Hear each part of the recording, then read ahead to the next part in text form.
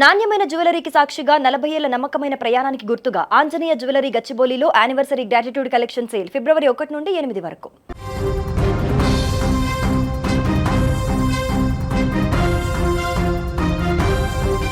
Boduppal software engineer Vijaya Reddy తన ఇద్దరు పిల్లలతో కలిసి ఆత్మహత్య చేసుకున్న ఘటనపై దర్యాప్తు ముమ్మరంగా సాగుతోంది.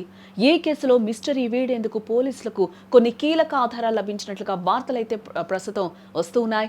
ఘటన జరిగి రోజులు గడుస్తున్నా ఆమె అంతటి కఠిన నిర్ణయం తీసుకోవడానికి గల కారణాలపై ఇంకా స్పష్టత రావాల్సి ఉందని కూడా మనకందరికీ తెలుస్తోంది.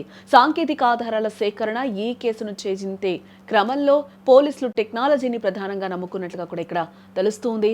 విజయారెడ్డి వినియోగించిన ల్యాప్టాప్ మరియు మొబైల్ ఫోన్లోని డేటా ఆధారంగా పోలీసులు దర్యాప్తునైతే వేగవంతం చేశారని కూడా తెలుస్తోంది.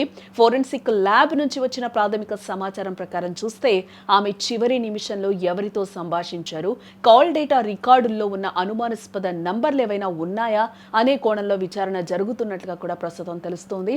విజయారెడ్డి ఆత్మహత్య చేసుకున్న సమయం ఇప్పుడు అనేక అనుమానాలకి తావిస్తోందని కూడా చెప్పుకోవచ్చు. జనవరి 28న పెళ్లి రోజు వేడుకలు జరగగా జనవరి 31న ఆమె భర్త పుట్టినరోజు ఉంది.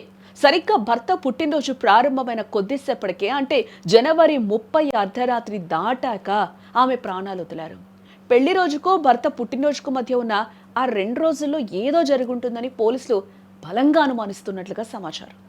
చర్లపల్లి రైల్వే స్టేషన్లో ఆమె గడిపిన ఆ గంటన్నర సమయంలో జరిగిన పరిణామాలపై కూడా ప్రస్తుతం ఆరా తీస్తూ ఉన్నారు పోలీసులు వెల్లడించబోయే అంశాలు మొత్తానికి సైంటిఫిక్ మరియు టెక్నికల్ ఆధారాల విశ్లేషణ పూర్తి కావడంతో విజయారెడ్డి మృతి వెనుక ఉన్న అసలు కారణాలు త్వరలోనే వెలుగులోకి వచ్చే అవకాశం కనిపిస్తోంది.